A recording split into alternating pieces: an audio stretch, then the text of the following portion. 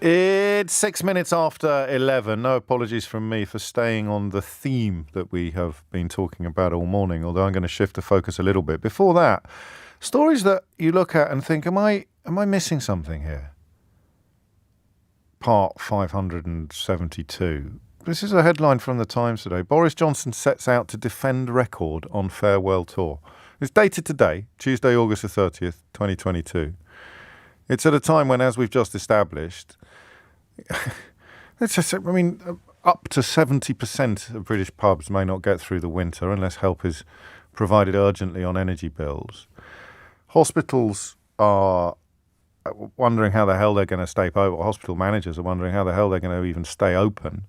Care homes facing increases that I still naively, when you know that it's not a mistake, but you can't let go of the hope that it is a mistake. There must be a German word for that, wasn't there? I'm looking at these figures from Care England, and I'm thinking, oh no, you must have made a mistake, or the journalist that's written it up must have made a mistake. I know that they haven't made a mistake.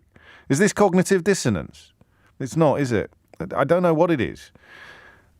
It must be what it feels like to support Brexit, actually. In a way, you're just looking at the facts and you're just clinging to the hope that there's some terrible mistake because the alternative is horrible, except nobody voted, of course, for care providers to be facing a 683% increase in energy costs already, with God knows how much more on the horizon.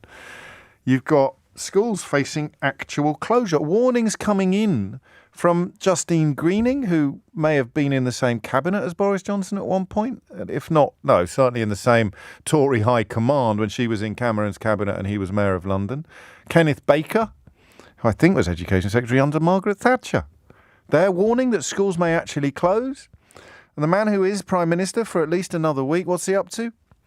He's gone on a farewell tour to defend his legacy. He doesn't have a legacy. His legacy is in graveyards up and down this country. His legacy is in the fact that Liz Truss doesn't have to do interviews anymore on her march towards Downing Street. His legacy is a complete breaking of the bond of trust between politics and people. His legacy is the unlawful prorogation of Parliament. His legacy is the misleading of the Queen, the promotion of Jacob Rees-Mogg, who insults the dead of Grenfell, the promotion of Nadine Dorries, who insults the intelligence of amoeba. His legacy. And that's what he's up to anyway, in case you were wondering. He's taken a break from his holidays to go on a farewell tour. Who does he think he is? Elton John? It's incredible. We didn't even mention Warmbanks. So the Times newspaper, not the Morning Star or the lefty Bugle, the Times newspaper reports today on Warmbank, something we touched on this programme with, again, a sense of incredulity, a little bit like the feeling I have looking at the care home figures today.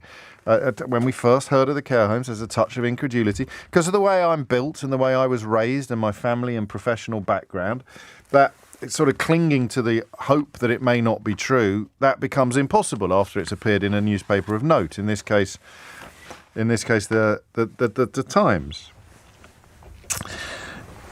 And I don't want to talk about the politics of it anymore.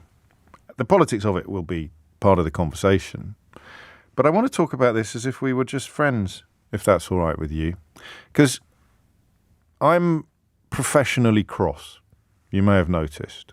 Not all the time, goodness knows we have some fun together.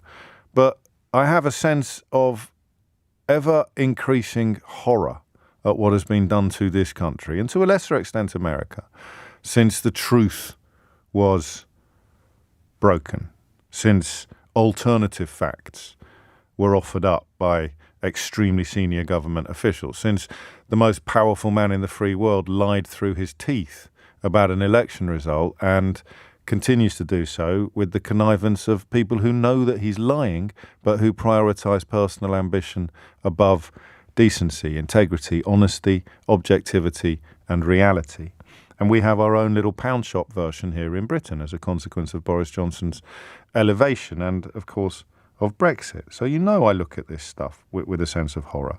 And I know that some of it would still be happening if we hadn't voted to become the only country in the history of countries to impose economic sanctions on ourselves, and we hadn't put a proven cheat, liar, and now lawbreaker into number 10 Downing Street. Some of it would still be happening. Ukraine would still have been invaded, I think, although Trump's contribution to international politics may have accelerated or increased that likelihood. We'll never know. So Ukraine would still have been invaded. Energy costs would therefore still be rock. Some of this would still have happened, but a hell of a lot of it wouldn't. And everything that's bad would not be nearly as bad.